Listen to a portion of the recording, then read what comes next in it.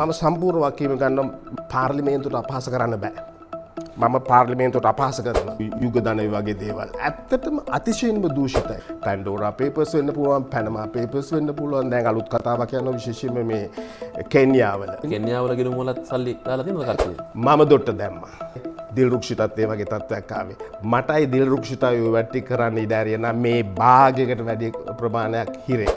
එදා කිව්වා හොරු අල්ලන්න ආණ්ඩුව හොරු විසින් අල්ලගත්තා කියලා. මම දන්නේ නැහැ ජනතාවගෙන් අහන්න ඕන දැන් උනේ මොකද්ද කියලා. ඔය සල්ලි ටික. ඇත්ත වශයෙන්ම. කාලසාකෝටද ගියේ?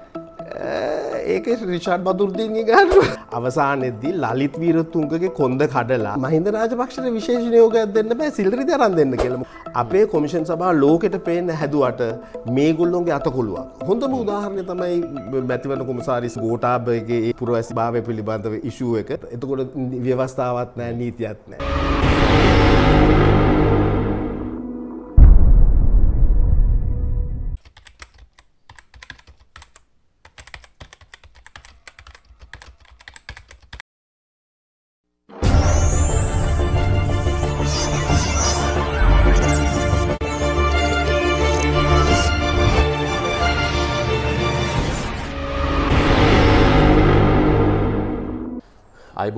අයිබෝන් ඔබතුමාට අපි හැමදාමත් රටේ ජනතාව දැනුවත් කරන්න පුළුවන් වැදගත් කරුණු කාරණා පිළිබඳව අවධානය යොමු කරනවා. රටේ මූල්‍ය විනය, රටේ නීති ආධිපත්‍ය පිළිබඳව වර්තමානයේ බොහෝ දෙනා කතා බහට ලක් කරනවා. ඒ වගේම අපි බරපතල ආර්ථික අර්බුදයක් පිළිබඳව වර්තමානයේදී කතා කරනවා. සමහර නායකයින්, සමහර දේශපාලන නායකයින් වර්තමානයේ දෙගෙන අනාගතය සම්බන්ධයෙන් විසඳුම් ලබා දිය යුතු ආකාරය පිළිබඳව කතා බහ කරමින් ඉන්නවා. නමුත් මේ අපිට වැරදුනේ, අපේ රටට වැරදුනේ අතීතයේ අපේ දේශපාලන භාවිතාව නිසා කියන කාරණාව බොහෝ දෙනෙකුට අමතක වෙලා. කොහෙන්ද අපට වැරදුනේ? මෙන්න මේ ගැන අපි ඔබත් එක්ක සාකච්ඡා කරන්න හිතුවා. ඒ වෙනුවෙන් අපි සම්බන්ධ කරගත්තා රාජ්‍ය සේවයේ හසල අත්දැකීම් තියෙන වසර 37කට අධික කාලයක් ශ්‍රී ලංකා පාර්ලිමේන්තුවේ කටයුතු කරපු ශ්‍රී ලංකා පාර්ලිමේන්තුවේ ව්‍යවස්ථාදායක කාර්යාලයේ වගේම පාර්ලිමේන්තුවේ පරිපාලන කටයුතු සම්බන්ධයෙන් කටයුතු කරපු අහි අධ්‍යක්ෂ ධුරය දරපු යහපාලන ආණ්ඩුව සමයේදී බරපතල වංචා දූෂණ එවැගේම දේශපාලන බලපෑම් පිළිබඳ විමර්ශනය කිරීම සඳහා පත් කරන ලද ජනාධිපති කොමිසම් සභාවේ ලේකම් ධුරයදරු ලැසිල්ද සිල්වා මහත්මයාව අපි සම්බන්ධ කරගත්තා අද දවසේදී අපේ සාකච්ඡාවට. මම කැමතියි අපිට ආසන්න කාලේ 2015 අවුරුද්දට යන්න ඔබතුමාත් අර බරපතල දූෂණ විමර්ශන කොමිසමේ ලේකම් ධුරය දරපු සමයේ ඒ වගේ මේ යහපාලන ආණ්ඩුව විවිධ කරුණු කාරණා සම්බන්ධයෙන් පොරොන්දු දුන්න තමන් බලයට පත් වුණොත් එහෙම මෙන්න මේ කාරණා ඉෂ්ට කරනවා කියලා. මම කැමතියි ඒකේ කාරණා කිහිපයක් ඔබට සිහිපත් කරන්න. එකක් තමයි නීති ආධිපත්‍ය ගැන උන් කතා කරද්දී උන් 18 වෙනි වසර සංශෝධන අහෝස්ත කිරීම සහ 19 වෙනි වසර සංශෝධනයේ බලාත්මක කිරීම කියන කාරණා ගැන කතා වුණා. ඒ වගේම කොමිෂන් සභාව මගින් රාජ්‍ය සේවයේ ස්වාධීන කිරීම, තොරතුරු දැනගැනීමේ පනතේ විනිවිදභාවය ආරක්ෂා කරමින් පනත හඳුන්වා දීම, පළාත් පාලන ආයතන මැතිවරණයේ කාන්තා නියෝජනයේ සිට 25 දක්වා වැඩි කිරීම වගේ කරුණු කාරණා නීති ආධිපත්‍ය පැත්තෙන් කතා බහට ලක් කළා. ඒ වගේම දූෂණ අක්‍රමිකතා සෙවීම සම්බන්ධයෙන් හෙල්පින් හම්බන්තොට සුනාමි ආධාර මුදල් මංකොල්ලය පිළිබඳව රුපියල් ලක්ෂ 830කට වැඩි ගනුදෙනුවක්, ඒ වගේම හෙජින් ගනුදෙනුවේ සිදුණු පාඩුව රුපියල් කෝටි 5000කට වැඩි, මිග් ගනුදෙනුවේ පාඩුව රුපියල් කෝටි 950කට වැඩි, ග්‍රීක බැඳුම් කර පාඩුව රුපියල් කෝටි 1364කට වැඩි, සූර්යව ක්‍රීඩාංගණයේ නාස්තිකාර වියදම රුපියල් කෝටි 540කට වැඩි, ඩෝල් සමාගමට අක්කර 1000කට වැඩි ප්‍රමාණයක් සින්නක්කර විකිණීම, ශැංග්‍රීලා හෝටල් අක්කර 6ක් විකිණීම, පෝර්ට් සිටි ඉඩම් සින්නක්කරයට චීනයට ලබා දීම, රාජපක්ෂලා හොරරහස ඉදිකළ දෙනියායේ මාලිගාව, මල්වානේ මාලිගාව, සිල්වැදි බෙදා දීම මගින් කෝටි 60ක රාජ්‍ය මුදල් අභාවිතා කිරීම වගේ කාරණා ගැන හොයනවා කියලා කිව්වා.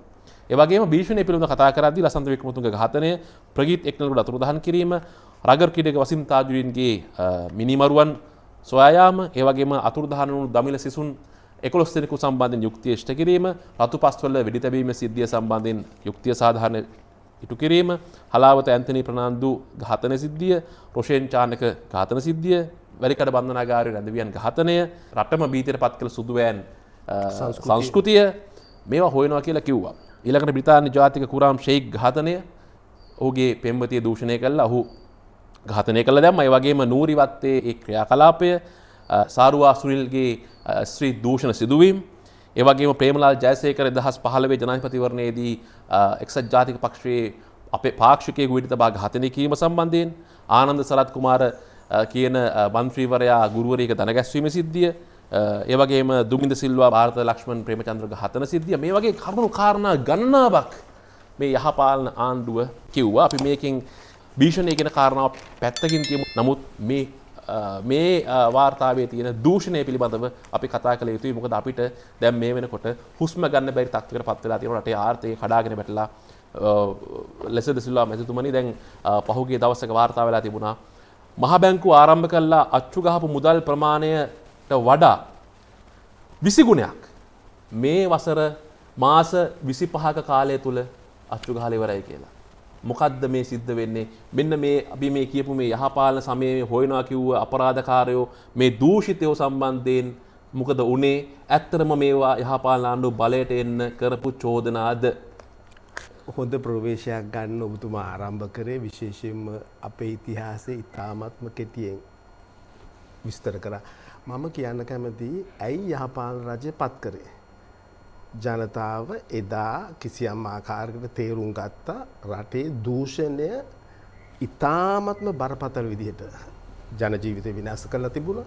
හෙට කියන දවසක් නැති බව ජනතාව තේරුම් ගත්තා. නමුත් විශේෂයෙන්ම එතන තියෙන ලොකුම ගැටලුව තමයි රටේ හිටපු ඒ පාලකයෝ වෙන ව්‍යාපෘති හරහා එහෙම නැත්නම් වෙන ක්‍රමවේද භාවිතා කරමින් ඇත්තට මේ ප්‍රජාතන්ත්‍රවාදී රටක පාලන ක්‍රමේදී එහෙම බොරු යම් කිසි ආකාරයකට කියලා එහෙම නැත්නම් බොරු පොරොන්දු දීලා තත්ත්වය විකෘති කරලා කරන එක සම්පූර්ණ වැරදි. නමුත් රටක් හැටියට අපේ එදා මෙදා අතීතයටම ගියොත් හැම කෙනෙක්ම දැන් අපි ගනිමු විශේෂයෙන්ම දැන් ওই ජයාජයවෝදන 1978 ආණ්ඩු ව්‍යවස්ථාව සම්පාදනය කරලා එයාගේ බලාපොරොත්තුව තිබුණේ එක්සත් ජාතික පක්ෂයේ බලය තියන. එයාගේ මූලික අරමුණ ඒ අනුව එයා කල්පනා කරා ඡන්දක්‍රමය වෙනස් කරා ජනාධිපති ධූරය ගැනලා ශක්තිමත් පාලකයෙක් ඕන කියලා ඒ ප්‍රජාතන්ත්‍රවාදී ව්‍යුහය වෙනස් කරා.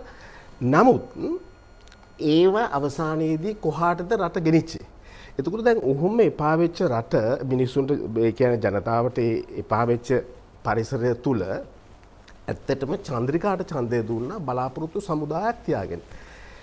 චන්ද්‍රිකාත් කිව්වා අවශ්‍ය වෙන්නේ ඒ හොරු අල්ලලා එතකොට ඒ වාහන අරව මේවා ගෝල්ෆ් ෆේස් එකට ගෙනල්ලා ඒ කියන්නේ මහ ලොකු පොරොන්දු සත පහක වැඩක් වුණේ. මට මතක් වුණේ 94 අංක 19 බරපතල කියන්නේ මේ අල්ලස් කොමිසම GLP රිස් එදා විවාදයට සහභාගී වෙමින් අවසාන විවාදයේදී කිව්වා රටේ අලුත් පිටුවක් නිර්මාණය වෙනවා කියලා. ඇත්තට දැන් අපි විශේෂයෙන්ම ඒ කාලේ තරුණයෝ අපිත් බලාපොරොත්තු වුණා රට අලුත් පත්කකට පත් වේවි කියලා. නමුත් ජනතාවට ඛේදනීය ඉරණමක් අත් කරලා දුන්නේ මොකද හේතුව ඒ කොමිසම අල්ලන්නේ හාල්මැස්සෝ මිසක් තෝර මෝරු නෙවෙයි. දැන් එවැනි රටක ඉතිහාසයේ ඉඳලම නිවැරදි කරනවයි කියන එක කරලා ඉවර වෙලා චන්ද්‍රිකා කරෙත් නෑ. දැන් චන්ද්‍රිකා අවසානයේදී ඒ කටයුතු කරමින් ඉන්න කාලෙදී මහින්ද රාජපක්ෂ ජනාධිපතිවරයා හැටියට ඔබතුමා කිව්වා හෙල්පින් හම්බන්තොට හොඳම සංසිද්ධියක් තමයි එදා චීෆ් ජස්ටිස් පැහැදිලිවම කිව්වා මට සමා වෙන්න. ඇත්තට රටක අග්‍රවිනිශ්චකාරවරයා එවැනි දෙයක් කියනවා නම් මේ රටේ අධිකරණය වෙන්න පුළුවන්, රාජ්‍ය සේවාව පෙන්වන පාලකයෝ වෙන්න පුළුවන්. ඒගොල්ලොන්ගේ තත්ත්වය පිළිබඳ තවත් කතා අවශ්‍ය නැහැ. අපිට එක පැත්තකින් පේන්න තියෙන්නේ දැන් දේශපාලනය අර තට්ටුව මාරු කරගන්න මේ අය එකිනෙකාට චෝදනා කරගන්නවා. රටේ විශේෂයෙන්ම රටේ කෝටි ගණනාවක රටේ ජනතාවගේ බදු මුදල් සම්බන්ධයෙන් තමයි මේ අය මේ කතාබහ ගෙනියන්නේ. ඔව්. අරයා හොරකම් කරා මෙයා හොරකම් කරා කියලා. ඔව්. එක පැත්තකින් අපිට හිතෙනවා මේ ඔක්කොම බොරුද කියලා. මොකද ඇත්තනම් මේ හොරකම් ඔප්පු වෙන්න ඕනේ. එහෙම නැත්තම් මේ හැමෝගෙම අතරේ මොකක් හරි ඩීල් එකක් තියෙන්න ඕනේ. එහෙම නැත්තම් මේ අපරාධකරුවන්ට මේ මහජන මුදල් ගසා කන හොරුන්ට බේරෙන්න පුළුවන් හිදස් ටිකක් අපේ රටේ නීතිය තියෙන්න ඕනේ. ඇත්ත වශයෙන්ම නීතිය කියලා කියන්නේ පැය 24ම අවදියෙන් තියන්න ඕන කිසියම් ඒ උපකරණයක් කියලා කියමුකෝ. අවශ්‍යතාවය මේ නීතිය සම්පාදනය කරන්නේ පාර්ලිමේන්තුව. එතකොට පාර්ලිමේන්තුවට කාර්යභාරයක් පැවරෙනවා. මම දකින්නේ විශේෂයෙන්ම දැන් අපි ගත්තොත් මේ ඒ පාර්ලිමේන්තුව සම්පාදනය කරන විතරක් නෙවෙයි නීති බාල මැදිහත් වීම අධීක්ෂණය. ඒකට අනිත් පැත්තෙන් ගත්තොත් ඒ විමර්ශනයේ සියලුම දේවල් කාර්යභාරයක් හැටියට පාර්ලිමේන්තුවට පැවරෙනවා. එතකොට දැන් අපි කල්පනා කරන්න ඕන පාර්ලිමේන්තුවේ කාර්යභාරය ඉටු නොවන නිසාද මේ සියල්ලම ඉෂ්ට නොවෙන්නේ. අත වශයෙන්ම පාර්ලිමේන්තුවේ කාර්යභාරය ඉෂ්ට නොවන නිසා. මොකද පාර්ලිමේන්තුව කියන ආයතන මහජන නියෝජිත ආයතනයක්. මහජනයාගේ වියදමින් මුදලින් පත් කරන්නේ මහජනයා පත් කරන පාර්ලිමේන්තුව අර කතාවටත් කියන eyes ears and the voice of the people කියන එක. එතකොට එහෙම පාර්ලිමේන්තුවකින් වෙන්න ඕන කාර්යභාරය වෙන්නේ නැහැ. නමුත් ජනතාව කල්පනා කරන්න ඕන ඇයි වැරදුනේ? එතකොට පාර්ලිමේන්තුවේ කාර්යභාරය ඉෂ්ට වෙන්නේ නැත්තේ කුමන හේතුවක් නිසාද කියන එක අපිට ඇත්තටම සවිස්තරව හදන්න වෙනවා. මම කියන්නේ පාර්ලිමේන්තුව හොරු යම්කිසි විදියට ශක්තිමත් කරන හොර කණ්ඩායමක් බවට පැහැදිලිව කියන්න පුළුවන්. මම කියනවා වරප්‍රසාද ප්‍රශ්න යටතේ මේගොල්ලෝ පාර්ලිමේන්තුවට මට කැඳවන්න පුළුවන්. අහන්න පුළුවන් තමසු කොහොමද කියන්නේ මේක හොරු ගුහාවක් කියන එක. පැහැදිලිවම හර්ෂ ඩිසිල්වා කිව්වා මේක හොරු ගුහාවක් කියලා. මම අවුරුදු ගාණක් පාර්ලිමේන්තුවේ සේවය කරපු නිසා මම පැහැදිලිවම දන්නවා පාර්ලිමේන්තුව තමන්ගේ බලතල යම්කිසි විදියකට කාර්යභාරය ඉෂ්ට කරනවා නම් අධීක්ෂණය කරනවා නම් ඒ විමර්ශනය කරනවා නම් ඒ නිර්මාණක ඒ කියන්නේ සම්මත කළ නීති නැවත නැවත ක්‍රියාත්මක වෙනවද කියලා බලනවා නම් ඔබතුමා කිව්ව තත්ත්වය උදා වෙන්නේ නැහැ. ඔබතුමා ඊටාම බරපතල ප්‍රකාශයක් කරන්නේ. ඔබතුමා අවුරුදු 34කට 37කට ආසන්න කාලයක් පාර්ලිමේන්තුවේ වැඩ කරලා පාර්ලිමේන්තු ව්‍යවස්ථා සම්පාදන කාර්යාලයේ වැඩ කරලා ඒ වගේම පාර්ලිමේන්තුවේ පරිපාලන අධ්‍යක්ෂ ධුරයේ දරලා ඔබතුමා කියනවා පාර්ලිමේන්තුව අන්තදූෂිත තැනක් කියලා. අන්තහොරු ගුහාවක්. පාර්ලිමේන්තුව අන්තහොරු ගුහාවක්. ඒකට හේතුව දේශපාලන පක්ෂ අපි බලමු එංගලන්ත වගකීම ඔබතුමා ගන්නවා. මම සම්පූර්ණ වගකීම ගන්නවා. මම යෝජනා කරන ඒගොල්ලොන්ට තියෙන වරප්‍රසාද පනතක් ප්‍රිවිලේජස් 1953 ඒ පනතේ පාර්ලිමේන්තුවට අපහාස කරන්න බෑ. මම පාර්ලිමේන්තුවට අපහාස කරනවා. පට්ට හොරු ඉන්න තැනක්. එතන නිවැරදි වෙන්න ඕන. අවශ්‍යතාවය එතන නිවැරදි කරන්නේ නැත්නම් කිසියම් විදිහකට රටට අනාගතයක් නැහැ. පැහැදිලිවම එදා ලොකු බලාපොරොත්තු තුන 1948 නිදහස ගන්නකොට. In spite of Sri Lanka's good human development outcomes, it is regretted the country's economic performance has fallen short of expectations. ඒ කියන්නේ මේ ආර්ථික එහෙම නැත්නම් ඒ සමෘද්ධිය ගොඩනැගීම පිළිබඳව කළ යුතු ක්‍රියාමාර්ග අවසානයේදී සත්ත 5කට අවධානයකට ලක් වෙලා නැහැ. ඒගොල්ලෝ කරලා තියෙන්නේ. මොකද ඔය වාර්තාව ඔබතුමා?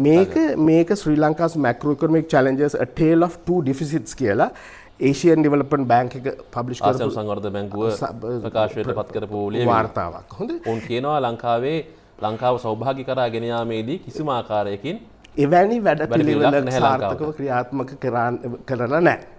එතකොට ඇයි ඒක ක්‍රියාත්මක කරන්නේ නැත්තේ? විශේෂයෙන්ම දැන් අපි ගත්තොත් අවුරුදු 1980 විතර වෙනකන් සාමාන්‍ය විදියට සැලසුම් කර ආකාරයට රජයට පුළුවන්කම තිබුණා ඒ අය බදු ටික පවා කිසියම් ආකාරයකට අය කරගෙන ජනතාවට ඒ සේවාව ලබා දෙන්න. මොකද ඒ සේවාව ඒ කාලෙදී මූලික වශයෙන් තුනක් කරා.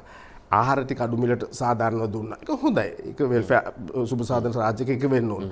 අනිත් එක අධ්‍යාපනය දුන්නා. අනිත් එක සෞඛ්‍ය දුන්නා. ඒක නිසා ජනතාව ක්‍රමානුකූලව ඊ타ත්ම දියුණු මට්ටමකට ගෙන යන්න පරිසරය හැදුනා. අපි දකින්න විශේෂයෙන්ම දැන් ලීක් වාන් යූ මෙහාට ඇවිල්ලා කිව්වේ ලීක් වාන් යූට අවශ්‍යතාවය තිබුණේ එහෙ ගිහිල්ලා ඒ වගේ රටක් හදන්න. නමුත් ලීක් වාන් යූ පසු කාලයක කිව්වා දැන් මම මේකත් එක්ක සම්බන්ධ කරන්න කැමතියි. ඇත්තට මම දැක්කේ එහෙ වැරදි පැත්ත කියලා. ඒ මොකද හේතුව උදාහරණයක් හැටියට කියලා තියෙනවා ජයාර්ගේ මූලික අවශ්‍යතාවයක් වෙලා තිබුණේ අපේම යාලයින් එකක් හදන්න ඕන කියලා එවැනි දෙයක්. එතකොට එවැනි එයාලයින් එකක් හදන්න එපා කියලා ඒගොල්ලෝ කියලා තියෙනවා. ඒ වෙලාව ඒ මොකද හේතුව රටකට එහෙම දැන්ට අමාරුයි ඒක නිසා ඒක කරන්න එපා. හැබැයි ජයාට අවශ්‍යතාවය තිබුණා ඒ විදිහට ඒ සෝබනකාරී වැඩපිළිවෙල එක්ක එවැනි එයාලයින් එකක් අත්‍යවශ්‍යයි කියලා. එතකොට ඒගොල්ලෝ කිව්වලු හා කරලා දෙන්න. හැබැයි ඒගොල්ලෝ යෝජනා කරලා තියෙන අලුත් ෆ්ලීට් එකක් ගන්න. මේගොල්ලෝ අරගත්ත කරේ මොකද්ද? පරණ. ඒගොල්ලෝ නෑ ඒක වැරදි. එතන ඒ වගේ යම්කිසි විරසකයක් ඇති වුණා. ඊට පස්සේ චාර්මන් කෙනෙක් පත් කරන එක. එතකොට ওই පළවෙනි රකිත වික්‍රමනායක සිංගප්පූර් එයාර්ලයින්ස් වල වැඩ කරන පයිලට් කෙනෙක්. හොඳ පයිලට් කෙනෙක්. මෙයා ලී ක්වාන් යූ කිව්වලු පයිලට් කෙනෙකුට එයා මේ ගුවන් සේවයක් නඩත්තු කරන්න බෑ. ඒ වගේම ඒක සනාථ වුණා. මොකද හේතුව 80 ගණන් වෙනකොට වෙන ජනාධිපති විමර්ශන වාර්තාවක තියෙනවා අතිශයින්ම දූෂිත විදිහට තමයි පරිපාලනය කෙනෙක් අපිට ඒක පැහැදිලිවම දන්න. මොකද හේතුව අපිත් ඒක විමර්ශනය කරා විශේෂ මේ කොමිෂන් සභාව යටතේ මිහින නිර්මාණය කරා තව එකක් මැදිවට තව එකක් නිර්මාණය කරා. ඒක අවශ්‍ය නැහැ. ශ්‍රී ලංකන් එයාර්ලයින් එක නැත්නම් ශ්‍රී ලංකා ගුවන් සේවය තියෙනවා. ඊට අමතරව මිහින් එයා කියලා තව එකක් පටන් ගත්තා. ඒක ඒකට ඔබතුමාලා මේ ඔය 2015 මේ විමර්ශනය කරන්නේ. ඔබතුමා බරපතල දූෂණ වංචා පිළිබඳ නඩුගුණු 37ක් ඔබතුමාගේ යටතේ විභාග වුණා.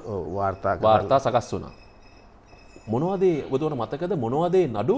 මොකද ඒකට එකක් ওই ශ්‍රී ලංකන් එයාර්ලයින්ස්. ඇත්තටම ශ්‍රී ලංකන් එයාර්ලයින්ස් වල ඉතාමත්ම දූෂිත බව දිගින් දිගටම ඔප්පු වෙලා තියෙනවා.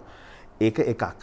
මොකද එතනදී මම පොඩි කම්පැරිසන් එකක් උතනදී ගේන්න කැමතියි. මට ඔබතුමා අකමැති නැත්නම් අපිට ඒ ඔබතුමාට මතක ඒ නඩු කාරණා ටික පොඩ්ඩක් මතක් කරන්න අපිට. 37 ඔබතුමා මතකම වැදගත්ම වෙන ටික. ඔව් අපිට කිහිපයක් ගැන මතක් කරන්න පුළුවන් විශේෂයෙන්ම ලොකු ඒවා ටික. දැන් අපි ගත්තොත් දැන් ශ්‍රී ලංකන් එයාර්ලයින්ස් ඊට පස්සේ මේ සතුස. මොකද හේතුව අද අපට ඉතාමත්ම වටිනා ආයතනයක්. ඒ මොකද හේතුව ජන ජීවිතයේ විශේෂයෙන්ම තරංකාරී මිලකට දෙන්න. සතොස්ස සහල් වංචාව. සතොස්ස සහල් වංචාව. ඒ කාලෙත් තිබුණා. ඒ කාලෙත් ඇත්තට ඒ කාලේ විතරක් නෙවෙයි 70 දශකයේ ඉඳලා මේ සියලුම ආයතන ඉතාමත්ම දූෂිත විදියට පරිපාලනය කරේ. එතනදී අපිට වෙන විදිහකට කතා කරන්න ඕන. මොකද හේතුව 1948 විවිධ ආයතන ස්ථාපනය කර අපි ගත්තොත් සිමෙන්ති. ලංකාවේ සිමෙන්ති අපිට අවශ්‍ය සියලුම අවශ්‍යතාවන් අපේ රටේ නිෂ්පාදනය කළා. ඒ වගේම ඒක තවදුරටත් කරන්න පුළුවන් ආයතනයක්. හරිද? නම් අවසානයේදී ඒක වහලා දැම්මා. සීනි කන්තලේ. ඒක අදටත් හිඟුරාන ඒ වාහන පවා දි รา පත් වෙමින් පවතිනවා. කෝටි ගණන් 1960 මට මතක හැටියට.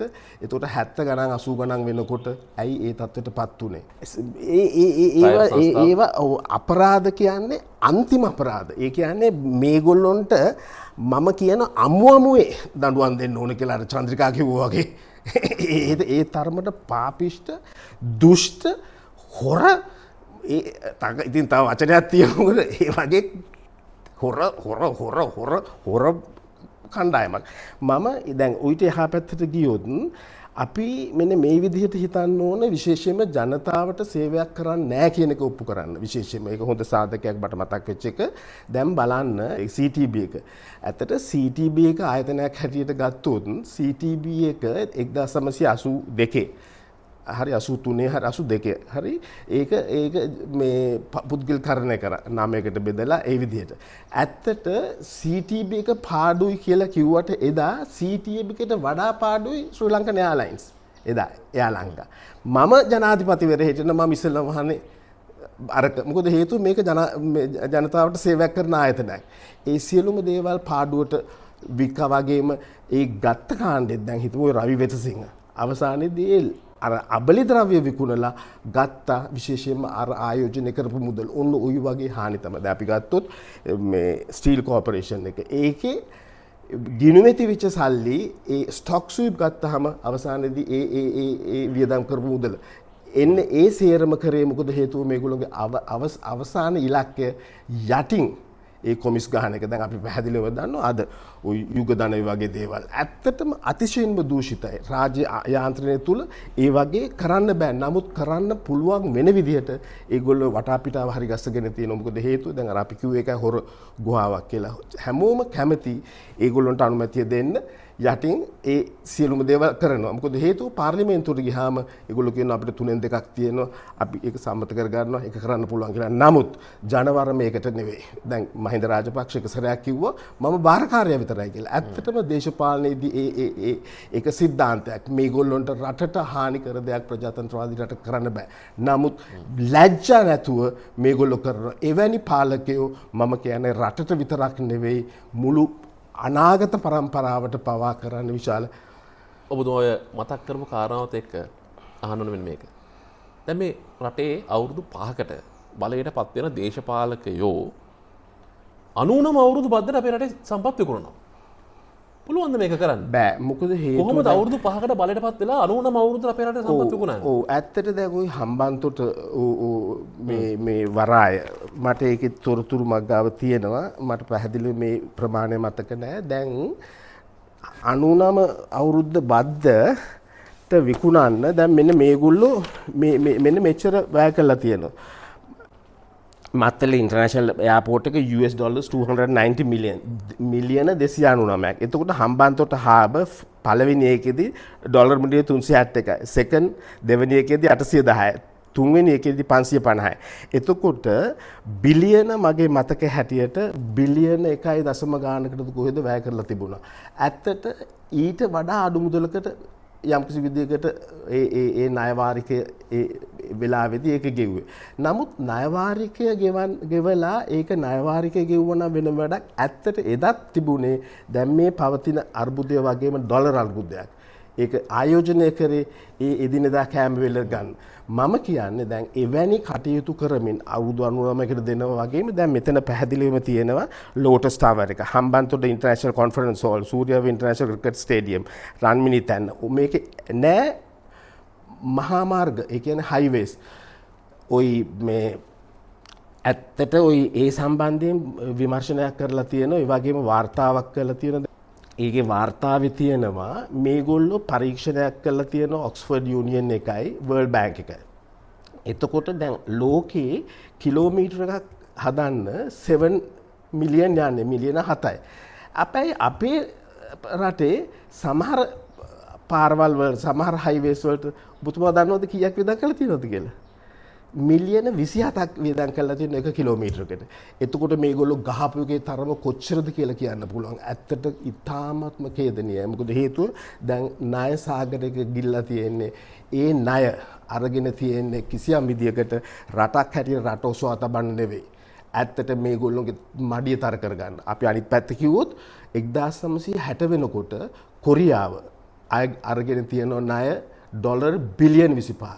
අපේ රටේ ඩොලර් බිලියන 25ක් නෙවෙයි ඩොලර් බිලියන 100කට ආසන්නයි කියලා කියන්නත් පුළුවන්. මොකද හේතුව සමහර වෙලා දේවල් ගිණුම්ගත කරලා නැහැ. ඒක නැත්තම් වෙන තැන් වලට මාරු කරලා විශේෂයෙන්ම එතනින් අරගෙන තියෙනවා. ඒ සේරම ණය බහුතරයක්ම විශේෂයෙන්ම අධික පොලියට කොමර්ෂල් රේට් එකට ගන්න පුළුවන් වාණිජ ණය. අපි නැවත යමු කොරියාවට.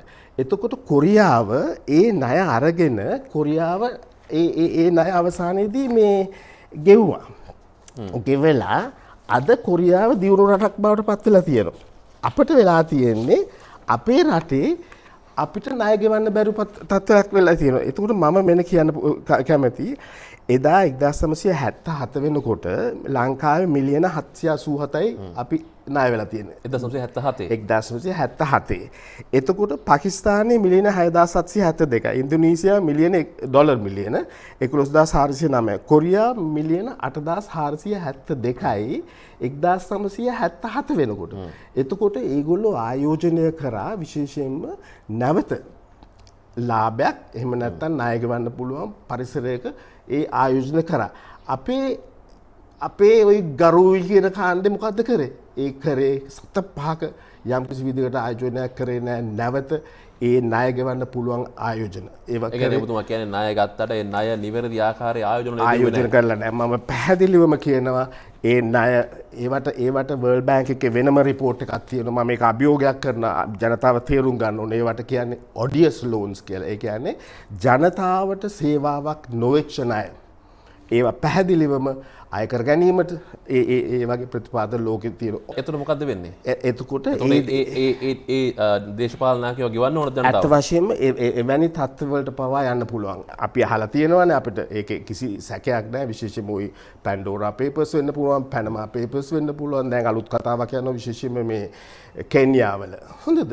මේ දුප්පත් අහිංසක මිනිස්සුගේ සල්ලි. එතකොට උතනදී අවශ්‍ය වෙන්නේ කෙන්යාවල ගෙනුම් වලත් සල්ලි දාලා තියෙනවද කට්ටිය? කෙන්යාවල ඒ වෙබ්සයිට් එකට වාර්තා වෙලා තියෙනවා ඒ රාජපක්ෂ පවුලේ අක්කර ගානක් විශේෂයෙන් මේ විශේෂ ආයෝජන යම්කිසි වගේක් තියෙනවා කියලා. ඉතින් ඇත්තටම දැන් ඒක අපිට තාම වෙන මාර්ගවලින් නැහැ. නමුත් මේක සමාජගත වෙච්ච තොරතුරක්. ඇත්තට අපිට කියන්න පුළුවන්කම තියෙන්නේ ඒක ඇත්ත වෙන්න පුළුවන්. හරිද? මොකද හේතුව දැන් අපි දකිනවා දැන් 1000 මේගොල්ලෝ බලයට පත් වුණාට පස්සේ අද වනතුරු අපි ගත්තොත් ඔය සීඩි වංචා වෙන්න පුළුවන්. හොඳද? මේගොල්ලෝගේ සිරිත ඒ වංචනික විදිහට යම්කිසි ආකාරයක රාජ්‍ය මුදල් උපයන එක. කොරෝනා තිබුණයි කියලා ওই විශේෂයෙන්ම දැන් අපි ගත්තොත් මොකද්ද PCR ටෙස්ට් එක වෙන්න පුළුවන්, ඇන්ටිජන් ටෙස්ට් එක වෙන්න පුළුවන්. ඒවෙන් පවා ඇත්තටම ඊටාත්ම අමානුෂික ලාභ උපයන පාලනයක්. එහෙම වෙන්න බෑ රටකට. දැන් ඔබතුමා කිව්වේ දැන් අපේ රටේ අධිකරණය කියන උපකරණයක් නම් මේක පැය 24ම අවදිලා තියෙන්න ඕනේ කියලා. හැබැයි අවදිලා තියෙන්නේ මේ දූෂිතයෝයි දේශපාලකයෝ විතරයි.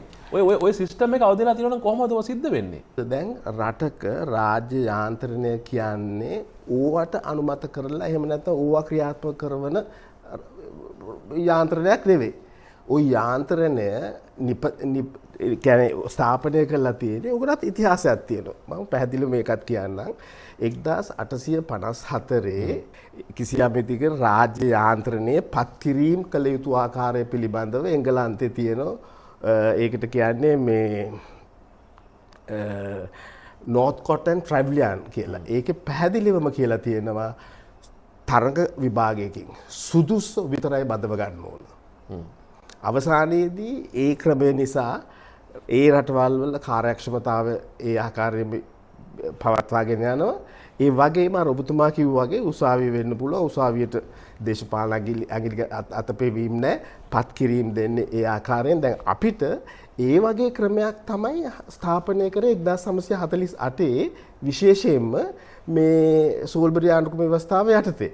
ඒ කියන්නේ දැන් රාජ්‍ය සේවාවේ පත් කිරීම අර 1854 ඒ ක්‍රමයේ යටතේ එදා තිබිච්ච නිසා තමයි අපිට 1970 දශකයේ වෙනකොට ওই ලීක් වාන් යු ඇවිල්ලා අපේ රාජ්‍ය සේවාව ඒ ප්‍රතිපත්ති ඒ ක්‍රියාකාරකම් පිළිබඳ ඉතාමත්ම ප්‍රශංසනීය ලෙස අපිට යම්කිසි විදිහකට ප්‍රශංසා කරලා තියෙන්නේ. දැන් එවැනි රටක ඇයි ඔහොම නොවෙන්නේ කියන එක ඔබතුමා අහන්නේ? ඇත්ත එහෙම වෙන්නේ නැත්තේ දැන් අර යාන්ත්‍රණය කඩා දැම්ම 1978 ආණ්ඩුක්‍රම ව්‍යවස්ථාව හරහා. කැඩුවා කියලා කියන්නේ එකක් 72 යන්න ඕන 72ට යන්න ඕන. ඒ කියන්නේ 72 ව්‍යවස්ථාවේ සෙනෙට් සභාව. සෙනෙට් සභාව බුද්ධි මණ්ඩලයක්. ඇත්ත වශයෙන්ම ඒගොල්ලෝ දැනගත්තා ඒගොල්ලොන්ට අවශ්‍යතාවය තුන මේ දේශපාලන යාන්ත්‍රණය ඇත්තට මේ රාජ්‍ය සේවකයාට තියෙන ශක්තිය ඒගොල්ලෝගේ අතට ගන්න. රාජ්‍ය සේවාව අතකොළුවක් බවට පත් කිරීමේ අවශ්‍යතාවය. ඒගොල්ලෝ කරේ 1972 පළවෙනි පියවර. තාමත් මේ අපේ දේශපාලකයෝ මෝඩයෝ නෙවෙයි. අපේ දේශපාලකයෝ රටවැසියා ගොනාට අඳන්නේ කොහොමද කියලා ඒක දන්න. මට සමා වෙන්නේ වචනේ කිව්වට මම ඒකෙම කියන්න ඕන. මොකද හේතුව එහෙමයි. සම්පූර්ණ දේශපාලකයන්ගේ අධිකාරී බලයට ගත්තා. හොඳද? අරගෙන ඒ ව්‍යවස්ථාව හරහා මූලික වෙනස්කම් දෙක කරා. හෙන ගහන අපරාධයක්. ඒකද 72 දී ව්‍යවස්ථාව හරහා රාජ්‍ය සේවා කොමිෂන් සභාව අහෝසි කරා. ස්වාධීන රාජ්‍ය සේවා කොමිෂන් සභාවක් ඒකේ පත් කිරීම, උසස් කිරීම, ස්ථාන මාරු කිරීම ආදී සියල්ලම ස්වාධීන ආයතනයක් හැටියට අර මම කියවනේ 1854 North Cotton Trevilian report එක යටතේ එදා ඉඳලා අදත් එංගලන්තයේ ක්‍රියාත්මක කරනවා. ඒකම තියෙනවා කැනඩාවේ, ඒකම තියෙනවා ඕස්ට්‍රේලියාවේ, ඒකම තියෙනවා නවසීලන්තේ. ඒ ක්‍රමය. ඇයි අපි වෙනස් කරේ? මේ සමහර විට සමහරට හිතුණා වෙන්න පුළුවන් අපි සුද්දන්ගේ දේවල් කර තියාගෙන ඕනේ නැහැ කියලා. එහෙමනේ අපේ රටේ. හැබැයි එහෙමයි කිව්වේ. මොකද හේතුව මේ සුද්දාගේ දේවල් අපේ රටේ ජනතාවගේ ඔළුවට දැම්මම සුද්දෝන්ගේ දේවල් තියාගන්න ඕනේ නැහැ. ගහලා එලවන්න ඕනේ කියලා හරි ලේසිනේ. ඇත්තට බලය මම එදා ඒක නිසා තමයි මේ අපි තව හොඳ තැනකට ආවා. ඩීඑස්.ඒ නායක මහත්තයා ජනාධිපති අගමැති වුණා. එතකොට ඩීඑස්.ඒ නායක මහත්තයා අගමැති වෙලා ඩීඑස්.ඒ නායක මහත්තයාට අවශ්‍යතාවය තිබුණා මූලික දේ තමයි ගල්ඔය සංවර්ධන ව්‍යාපෘතිය ආරම්භ කරන්න. ඇත්ත වශයෙන්ම ඉතාමත්ම වටිනා ව්‍යාපෘතියක්. ඒ මොකද හේතුව හැබැයි එතුමාට චෝදනා කරා විශේෂයෙන්ම දැන් අර මේ ඒ කියන්නේ අන්‍ය ඒ කියන්නේ දෙමළ මුස්ලිම් පළාත්වල සිංහලයන් පදිංචි එහෙම නෑ. එතන එතකොට ඒ RVDB GODB එකේ හිටපු චාර්මන් කෙනෙක් කනග සුන්දරම් හරි මොකක් හරි කියලා ඒ මිනිස්සු රත්තරන් මිනිස්සු. ඒ මිනිස්සු කියලා තියෙනවා එහෙම එකක් කරේ නෑ. එයා කරේ විශේෂයෙන්ම කැලේ සුද්ධ කළා. හැබැයි ඒ වගේම ඒ කාලේ පරිපාලනය පිළිබඳ කියලා තියෙනවා. එතකොට දැන් මම කියන්න හදන්නේ විශේෂයෙන්ම එදා ඩීඑස්.ඒ නායක මහත්තයා ගල්ඔය ව්‍යාපෘතිය පටන් අරගෙන ඒ සෑම සතයක්ම අපේ සල්ලි. අපි ණයට ගත්තේ නැහැ. ඒ ආයෝජන අපේ සල්ලි. ඒ අපේ ආයෝජන සල්ලි. හොඳද? ඒ වගේම දැන් ඒ පළවෙනි නැව් ටික ආවහම වරායේ තිබුණලු සුමාන 2-3 මාස 2 විතර සමහර බඩු. ඒ කියන්නේ ඒ උපකරණ ඒ ව්‍යාපෘතියට. ඇත්ත වශයෙන්ම එතනට අපේ එන්ජිනියර්ස්ලා අපේ ඒ සියලුම දෙනා හොඳද? අතරින් පතර ඔය පොඩ්ඩක් ඇවිල්ලා තියෙන විශේෂ මේ යම්කිසි අවශ්‍යතාවයන් මත ඇමරිකාවෙන් අර මේ මොකද හේතුව යන්ත්‍ර සූත්‍රයෙන් ඇමරිකාවෙන් ගෙනාපු නිසා අපි ආඩම්බරෙන් කියන්න පුළුවන් එදා අපිට ඒ වගේ දායකත්වයක් දෙන්න ඒ වගේ ව්‍යාපෘතියක් කරන්න අපේ විශේෂඥයෝ අපේ හැකියාව තියච්ච පුරවැසියෝ හිටියා. අද කියනවා එහෙම නෑ කියලා අපිට මේ රට දියුණු කරන්න පුළුවන්. වෙලා තියෙන්නේ රටක් හැටියට ගත්තොත් අපි නැවත ගෙනියන්න ඕන. එදා ඔබතුමා ප්‍රශ්නෙට විශේෂයෙන්ම අධිකරණය මෙහෙම වෙලා තියෙන්නේ කොහොමද? ඒක වෙලා තියෙන්නේ මේගොල්ලෝ කඩා දාපු නිසා. අපි අර උදාහරණයක් හැටියට දැන් 72 ආණ්ඩුක්‍රම ව්‍යවස්ථාව හරහා අධිකරණය කඩන්නත් රාජ්‍ය සේවාව කඩන්නත් අවසානයේදී රාජ්‍ය සේවා කොමිෂන් සභාව හා අධිකරණ සේවා කොමිෂන් සභාව අහෝසි කරා. අහෝසි කරලා ඉවරලා 78 ව්‍යවස්ථාව හරහා මම හිතන්නේ ඒක දේශපාලනීකරණය කිරීම සඳහා ඉතාමත්ම නිර්දය ලෙස ඒ බලතල දුන්නා. ජයාර් ජයවර්ධන මොකද්ද 52 එක යටතේ ලේකම්වරු පත් කිරීම සඳහා බලය ජනාධිපතිවරයාට දුන්නා. අධිකරණයේ පත් කිරීම සියල්ලම දුන්නා. ඒ නින්දිත වැඩපිළිවෙලක්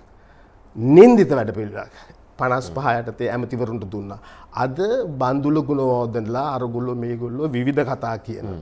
එතකොට සතොස ඒ වගේ ආයතන නැත්තටම නැති කරා. අද මම කලින් යම්කිසි සඳහනක් කරා මට මතක හැටියට ආයතන මාකටිං ඩිපාර්ට්මන්ට් අරවා මේවා.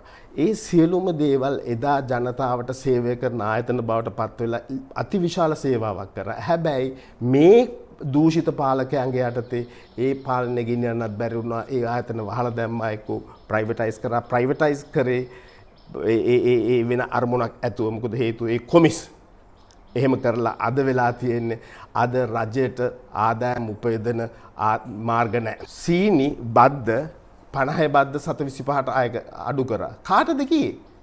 අන්තිමේදී ඒ වාසිය දුන්නා විල්මා ට්‍රේඩින්. හොඳද?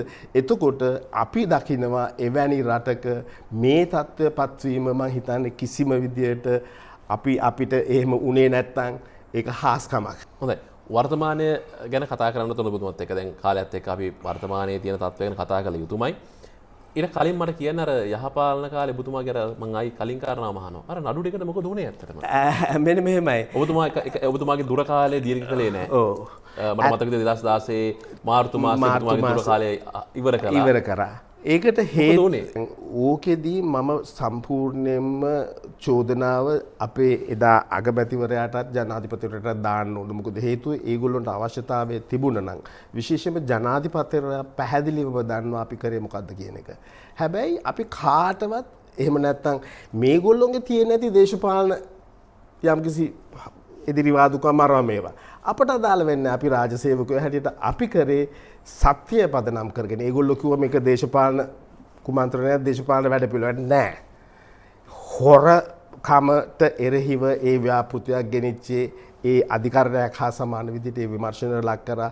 මම කියන්න ඕනේ එදා හිටපු ඒ කොමිෂන් සභාවේ සමාජිකයෝ පවා ඇත්තටම අදහස් කරේ ජනාධිපතිවරයාට අගමැතිවරයාට අවශ්‍යතාවය තියෙනවා මේ හොරු අල්ලලා ඉවර කරන්න. නමුත් ඒගොල්ලෝ අපිට ඒ විදිහට හොරු අල්ලන්න ඉඩ දුන්නේ නැහැ. මම දොට්ට දැම්මා. මම වගේම තමයි දිල්රුක්ෂිතත් ඒ වගේ තත්ත්වයක් ආවේ.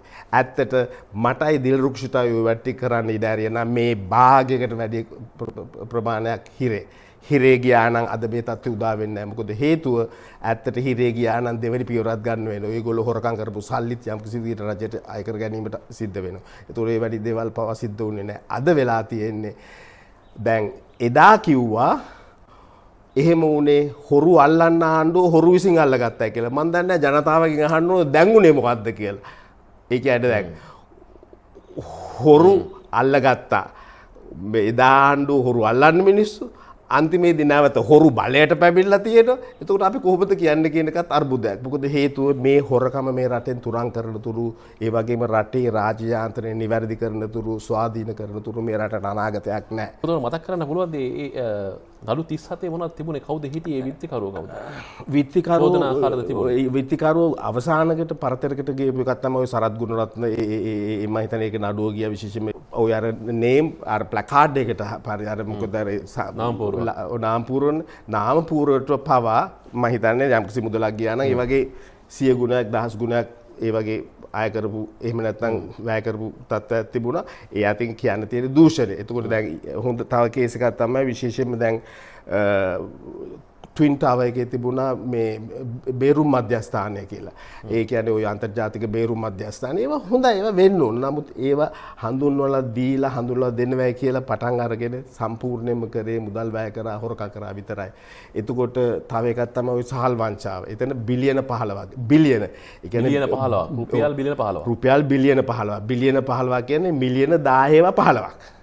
එතකොට මිලියන 10 15ක් කියන්නේ මේ සුළු කජුවට කොස්සට නෙවෙයි ඔය වගේ කොච්චර මුදල් රජේ නාස්ති කරලා තියෙනවා. ඇත්ත වශයෙන්ම. කාගේ සාකෝටද ගියේ? ඒකේ රිචාඩ් බදුර්දීන්ගේ ගානට. මොකද හේතුව ඉතින් ඒගොල්ලෝ ඒවට චෝදනා ලැබුවේ. ඉතින් එන්නේ වගේ ගොඩාක් දේවල් තියෙනවා. ඉතින් මේ රටේ ওই දේවල් නිවැරදි කරන්නේ නැතුව කවදාකවත් මේ රට හදන්න බෑ. ජෝන්සන් ප්‍රනාන්දු මහත්මයාට මහින්දන් රවුද්ගමගේ මහත්මයාට හිටපු ජනාධිපති මහින්ද රාජපක්ෂ මහත්මයාට යෝෂිත අරගොල්ලෝ මේගොල්ලෝ කිහිප දෙනෙකුට ඒ වගේම තව ඇත්තට ඔය ගොඩාක් කාණ්ඩ දැන් ඔය මේ කොහෙද මේ ඇත්තට ඒ ගණනාවක්ම ඒ සියලුම දේවල් අවසානයේදී අද මන් දන්නේ මොනවා වෙලාද කියලා. උකට හොඳ කතාවක් තියෙනවා. දැන් බලන්න ලීක් වාන්යු ඒ පළවෙනි වරට ඒ රටේ හොරකම් තියෙනවා කියලා. ලීක් වාන්යු කියලා තියෙන මටත් මගේ රට හදන්න ඕන නම් දූෂණයෙන් තොර රටක් හදන්න ඕන. එතකොට යා ඒගොල්ලෝගේ කාණ්ඩෙටම කියලා තියෙනවා අපි සුදු ඇඳගෙන මේ මැතිවරණය සම්පූර්ණයෙන්ම කරන්න ඕන. ඒ මැතිවරණය ඒ සෑම අපේක්ෂකයෙක්ම ක්ලීන් වයිට් සූට් ගහගෙන තමයි මැතිවරණ කරේ. අපේ මිනිස්සුත් ක්ලීන් වයිට් සූට් එක ගහගෙන තමයි කරන්නේ. හැබැයි ලීක් වාන්යු හොරකම සම්පූර්ණයෙන්ම නැවතුම්. මොකද හේතුව තමන්ගේ පක්ෂයේ හිතවත්ම අමාත්‍යවරයෙක් ඩිවෙලොප්මන්ට් මිනිස්ටර් එදා හොරකම් කළා කිසියම් විදිහකට ඒ චෝදනා ලැබලා අවසානයේදී ලීක් වාන්යු කියලා තියෙන you have to get ready to face the consequences කියලා අන්තිමේදී ඒ ක්‍රියාමාර්ගවලට අවතීර්ණ වුණාට පස්සේ අර ඇමතිවරයා දැනගත්තා ලීක් වාන්යුගෙන් නිදහසක් ලැබෙන්නේ නැහැ කියලා. ඇත්තට එයා සිය දිවි නසාගත්ත ලීක් වාන්යුට ලියුමක් තියලා. අද අපේ රටේ වෙන්නේ යම් කිසි විදියකට දේශපාලකයෝ ඒ තමන්ගේ හොර ඒකට මෙන්න මෙහෙම එකක් කියන්න පුළුවන්. ඇත්තට නායකයා හොරකම් කරනවා නායකයා රකින්නවා පල්ලෙහා කාණ්ඩේ. අර ඔබතුමා මගේ පිට කහනවා මම ඔබතුමාගේ පිට කහනවා. අන්න ඔය වගේ you scratch my back I scratch your back. so දෙගොල්ලෝ මේ විදිහට පවතින රටක් හැටියට මේ දේශපාලන ඒ ධාරාවේ ඒ වැඩපිළිවෙල වෙනස් කරන්න කිසියම් විදිහකට වැඩපිළිවෙලක් අවශ්‍යයි. ඇත්ත වශයෙන්ම රටේ පවතින රාජ්‍ය යාන්ත්‍රණය විනාශ කරපු governance issue එකක් මම කියන මේ විදිහට. ඒ කියන්නේ පරිපාලන වශයෙන් වෙනස් විය යුතු රිෆෝම් කරපු වැඩපිළිවෙලක්. ඒක වෙනස් කරන්නේ නැත්නම් කවදාකවත් මේ රටට හෙටක් නැහැ. ඒක කරන්නේත් නැහැ මේගොල්ලෝ. මොකද මේගොල්ලෝ හිතන්නේ දැන් ජයාජාවදින තාක්කුව මට රට හදන්න ශක්තිමත් ජනාධිපතිවරයෙක් වුණ බලතල ඕන කියලා. බලතල දීලා මොකක්ද එයා කරගත්තේ? දැන් අපේ ගෝඨාභය වුණත් කිව්වේ ඒ මට දෙන්න බලතල. ඇත්ත වශයෙන් බලතල යන්න ඕන පාර්ලිමේන්තුවට. ඒ කියන්නේ එහෙම උනායි කියලා පාර්ලිමේන්තුවට විතරක් ඒ සුප්‍රීම පවර්ස් එහෙම දෙන කතාවක් නෙමෙයි මම කියන්නේ. දැන් ඔබතුමා කියන්නේ පාර්ලිමේන්තුව හොර ගුහාවක් කියලා. එතකොට දුන්නම හරිද බලතල පාර්ලිමේන්තුව? මෙහෙමයි පාර්ලිමේන්තුව දැන් තියෙන තත්ත්වය යටතේ නෙවෙයි. තියඩෝ රූස්වෙල්ට් කියලා තියෙන අපේ පවතින තත්ත්වය දිනු කිරීම හොඳ නීති මගින් පමණක්ම කළ නොහැකි. එනමුදු නරක නොගැලපෙන නීති මගින් සියල්ලම විනාශයට කළ හැකි. එතකොට අනිත් පැත්තෙන් ගත්තොත් ප්ලේටෝ කියලා තියෙන හොඳ මිනිස්සුන්ට නිවැරදි කිරීමට මඟ පෙන්වීමට නීති අවශ්‍ය නොවේ. නමුත් දූෂිත නරක මිනිසුන් නරක නීති ශක්තියක් වනු ඇත. අද වෙලා තියෙන්නේ නරක නීති පනවලා මේගොල්ලෝ ඒගොල්ලොන්ට හොරකම් කරන්න පුළුවන් වටපිටාව හරි ගසලා තියෙනවා. එතකොට අවශ්‍යතාවය තියෙන ඇත්තෙම හොඳ මිනිස්සු කිසියම් විදිහකට පාර්ලිමේන්තුවට යන්න ඕන. පාර්ලිමේන්තුවට ගිහිල්ලා ඒ අවශ්‍ය සංශෝධන කරලා ඔයි ඒකේ තියෙන ඕනේ බලය බෙදා හැරීමේ සංකල්ප ඔයි මොන්ටෙස්කු තියරි ඒ වගේ ඒවා තියෙන විශේෂයෙන්ම ස්වාධීනව අධිකරණයට රට ගහන්න බෑ. දැන් ඉන්දියාවේ රාජ්‍ය සේවාවට අත ගහන්න බෑ. ඒ වගේම අධිකරණයට අත ගහන්න බෑ. ඒක පැහැදිලිවම කියන්නේ ව්‍යවස්ථාමය ප්‍රතිපාදනයක් යටතේ ආටිකල් 50 යටතේ පැහැදිලිවම කියලා තියෙනවා අධිකරණය ස්වාධීනයි. නිසා අපි දකිනවා දඬුවම් දෙනවා දඬුවම් ලබනවා. ඒ වගේ තත්ත්වයක් අවශ්‍යයි. තව වැදගත් කාරණාවක්. දැන් අපේ රටේ සමහර වෙලාවට දේශපාලකයන් විතරක් අපි චෝදනා කරනවා. නමුත් අපේ රටේ රාජ්‍ය සේවය අන්ත දූෂිතයි. අකාර්යක්ෂමයි. මෙහෙමයි. මම ඒක කියන්නේ පහුගිය කාලේ වාතාවරණ සිදුවීම් එක ගත්තාම මොකද සමහර වෙලාවට දේශපාලකයන්ට හොරකම් කරන්න ඉඩකඩ විවෘත කරලා දෙන්නේ රාජ්‍ය සේවය. ඇමතිවරයා ආවම ලේකම්වරයා තමයි අවශ්‍ය වටපිටාව සකස් කරලා දෙන්නේ ඇමතිවරයාට හොරකම් කරන්න. එහෙමනේ අපේ රට කියවෙන්නේ. ওই කතාව එක දවසක්ද අපි ගියා රැස්වීමකට මధుර විතානගේ කිව්වා මේ රාජ්‍ය සේවකයෝ තමයි මම ඒක නමීම කියන්න කැමතියි මොකද ඔබතුමා කිව්වා මේක අපි සාක්ෂිත්වයක් කියන්න එපා. මధుර විතානගේ මන්ත්‍රීවරයා කිව්වා මේ මන්ත්‍රීවරුන්ටයි දේශපාලකයන්ටයි චෝදනා කරන මේ රාජ්‍ය සේවකයෝ තමයි පට්ට හොරු. ඒගොල්ලෝ නිසා තමයි මේ තත්ත්වය නිර්මාණය වෙලා තියෙන්නේ. රාජ්‍ය සේවකයන් නිවැරදි කරන්නේ නැතුව දේශපාලකයන්ට චෝදනා කරන්න එපා කියලා. දැන් එයා දැනගෙන හිටියේ නැහැ ඊළඟට යන්නේ මම කතාවට. පැහැදිලිවම මම මధుර විතානගේ ඒ රැස්වීමේදී මම කිව්වා රාජ්‍ය සේවාව කඩා දාලා ඇත්තට රාජ්‍ය සේවාවේ කොඳුනාරටිය බිඳලා රාජ්‍ය සේවාවේ පත් කිරීම දැන් අපි ගත්තොත් ලලිත් වීරතුංග එදා ඉඳලම ජ්‍යෙෂ්ඨ පරිපාලන නිලධාරියෙක්. අවසානයේදී ලලිත් වීරතුංගගේ කොන්ද කඩලා ලලිත් වීරතුංග ලවා යම්කිසි විදිහකට සිල් රෙදි නඩු වලට මිලියන 600ක් ගෙව්වා. එතකොට ඒ චෝදනා ලැබුවට පස්සේ මහින්ද රාජපක්ෂ කියන මමයි ඒකට කිව්වේ. එහෙම මහින්ද රාජපක්ෂට විශේෂ නියෝගයක් දෙන්න බෑ සිල් රෙදි අරන් දෙන්න කියලා. මොකද හේතුව අනුමත කරපු මුදල් ඒ අනුමත ඒ ව්‍යාපෘති සඳහා වැය කරනවා මිසක් ජනාධිපතිවරයාට අභිමතාංශාරී බලයක් නැහැ අහවල් එකට දෙන්න. අහවල් එකට කරන්න. ඒකේ අපි ප්‍රතිඵල භුක්ති විඳිනවා. දැන් බලන්න. ඒ වගේම දැන් සමහර තීරණ කැබිනට් එකකින් ගන්න ඕනේ. ඒතකොට මොකුත් කරන්න බෑ. නෑ කැබිනට් එකෙන් ගත්තත් කිසියම් විදිහකට පවතින නීතියට පටහැනි නම් ඒ වගේ අවස්ථාවල නීතියට එරෙහිව ගිහිල්ලා නඩු අහලා තියෙනවා. දැන් බලන්න. ඔබතුමා ඒක කියද්දි මට උදාහරණයක් මතක් වුණා. ඔබතුමා මතකද 2010 9 ඒ කාල සීමාවේදී ශ්‍රේෂ්ඨාධිකරණයේ අග්‍රවංශකාරවරයා සරත්න සිල්වා මහත්මයා අධිකරණ නියෝගයක් දුන්නා පෙට්‍රල් මිල අඩු කරන්න කියලා. හැබැයි මහින්ද රාජපක්ෂ මහත්මයා ජනාධිපතිවරයා ඔහු කිව්වා නෑ අධිකරණය කියන නියෝගය පිළිපදින්නේ අපි කැබිනට් එකෙන් ගත්තේ විධායකය ව්‍යවස්ථාදායකය කියන එක අංශත් උත්තරීතරයි. ඒ නිසා අපි අධිකරණ නියෝගය පිළිගන්නේ නැහැ කියලා තෙල් මිලේ සහනය ජනතාවට ලබා දුන්නේ නැහැ. ඇත්ත වශයෙන්ම ඒක ඉතාමත්ම වැරදි. ඒක නිවැරදිුනේත් නැහැ ඉතින්. ඒක නිවැරදි කරන්න අධිකරණයට එවැනි බලතල නැහැ. ඒ වගේ උදාහරණයක් තමයි රාජ්‍ය සේවයට වෙලා තියෙන්නේ. දැන් වෙන රටක වුණා නම් මහින්ද රාජපක්ෂ කැඳවලා හිරේට දානවා. මහින්ද රාජපක්ෂ නීතියට උඩින් ඉන්නේ. එදා අදත් ඉන්නේ ජනාධිපතිවරයාට නීති ක්‍රියාත්මක වෙන්නේ නැහැ ඒ තනතුරු ඉන්න කාලයක්. නමුත් වෙන රටක වුණා නම් දැන් අපි දකිනවා ඕස්ට්‍රේලියාවේ මට මතක නැතුව කොහොම හරි අගමැතිවරයෙක් ඩොලර් 200ක දඩයක් ගැහුවා සීට් බෙල්ට් එක දාන්න නැතුව. ඒ වගේම දැන් එයාගේ අර පොඩි තියෙනවා ඒ ලක්ෂරි බෝට් එකක් ඒකට නැග්ගා ඒ සීට් අර සේෆ්ටි ජැකට්ස් දාන්න නැතුව. හරිද? දඩ ගැහුවා. එතකොට සරත්නන්ද සිල්වා අනිවාර්යයෙන්ම ජනාධිපතිවරයා එදා නීතියට ඉහළින් හිටියේ නැත්තම් අවසානයේදී යාට ඒ දඬුවම හම්බෙනවා. අද වෙලා තියෙන්නේ නීතියට උඩින් ඉන්න ජනාධිපතිවරයෙක්. දැන් ඊයේ පෙරේදා වුණත් අපි දැක්ක විශේෂයෙන්ම. හරිද? දැන් මේ නීතිය කඩලා කිසියම් විදියකට ඒ නීතිය යටපත් කරලා කටයුතු කරනකොට ජනතාවට අයිතියක් තියෙන උසාවියට යන්න. දැන් එවැනි නඩු පවා සමහර වෙලාවකට එක්ක කල් දානවා. ඒ තත්ත්වයක් උදා වෙලා තියෙනවා. ඒකට හේතුව විශේෂයෙන්ම ජනාධිපතිවරයා රැකවරණය දෙනවා වගේම ජනාධිපතිවරයාගේ අනසකට. අපි උසාවියට දෝෂාරෝපණය කළා බෑ. උසාවිය 100%ක්ම Tamanට ඕන දේ කරන්න බෑ. හොඳම උදාහරණ දැන් ඔබතුමා කිව්වා වගේම විශේෂයෙන්ම එදා මේ ජනතාවට වාසිය දෙන්න කියලා කිව්වා. එතකොට ඒ වාසිය නුදුන්නහම උසාවියට පුළුවන්කම හෙජින් ගිවිසුමත් හෙජින් ගිවිසුමත් එක්ක ඇතිවෙච්ච ප්‍රශ්නේ අනිත් එක පැහැදිලිවම එතන ජනතාවට වාසියක් දෙන්න පුළුවන් පරිසරයක් තිබිච්ච නිසා තමයි උසාවියේ ඒ ආකාරයෙන් මේ නියෝගයක් දුන්නේ. එතකොට උසාවියේ තීන්දුවට පයින් ගහන්න පුළුවන් ජනාධිපතිවරයෙක්ද? ඔව්. ඇයි? අධිකරණයට වඩා ඉහළින් ජනාධිපති විධායක තියෙනවා. ඉතින් ඒක වෙනස් වෙන්න ඕන. ඇත්ත වශයෙන්ම මේ රටේ ජනාධිපති ධූරය අහෝසි කරන තුරු කිසියම් විදිහකට විධායක ජනාධිපති ධූරය අහෝසි කරන තුරු අධිකරණයත් ස්වාධීන කරන්නත් බෑ. ඒ වගේ වැලක් අපි පැහැදිලිව මේ සම්බන්ධයෙන් යෝජනාවලියක් දීලා තියෙනවා. විශේෂයෙන් මෙන්න මේ විදිහට තමයි රාජ්‍ය ප්‍රතිසංස්කරණය විය යුත්තේ කියන එක. අවසාන වශයෙන් ඔබතුමා කියන දැන් මේ තියෙන තත්ත්වයෙන් ගොඩ එන්න නම් අපි මොකක්ද කරන්න ඕනේ? ඇත්ත වශයෙන්ම රටක් හැටියට අපි 1948 නිදහස ගන්නකොට ශක්තිමත් රටක්ව තිබුණා. හේතුව ශක්තිමත් රාජ්‍ය යාන්ත්‍රණයක්. කෙටියෙන්ම කිව්වොත් මේ දූෂිත රාජ්‍ය යාන්ත්‍රණය පැහැදිලිවම ශක්තිමත් ස්වාධීන රාජ්‍ය යාන්ත්‍රණයක් කරන්න ඕන.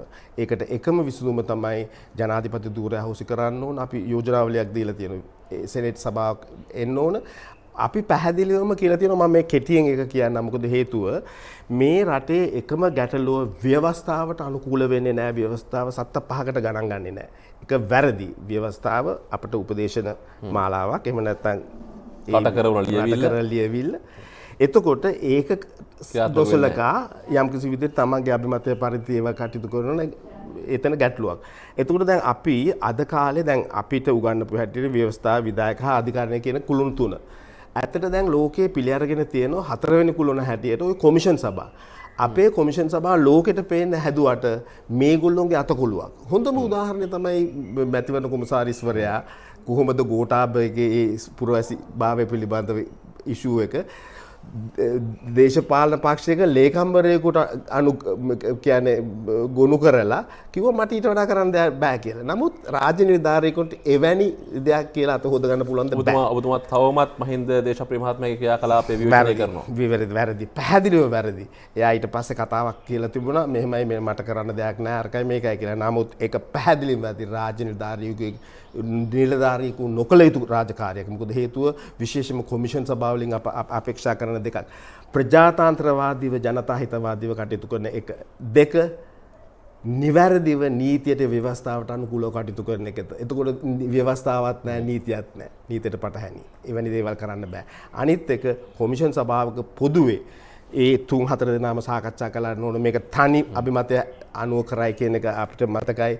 ඒ කාලේදී ඒ අනිත් හූල් මහත්මයා පැහැදිලිවම කිව්වා. ඒ වගේ තත්ත්වයන් නිර්මාණය වෙන්න බෑ. එතකොට අද රටේ 4වෙනි එක කොමිෂන් සභාව 4වෙනි කුළුණ මම යෝජනා කරලා තියෙනවා. අපි යෝජනා කරලා තියෙනවා 5වෙනි කුළුණත් මොකද්ද ව්‍යවස්ථාව.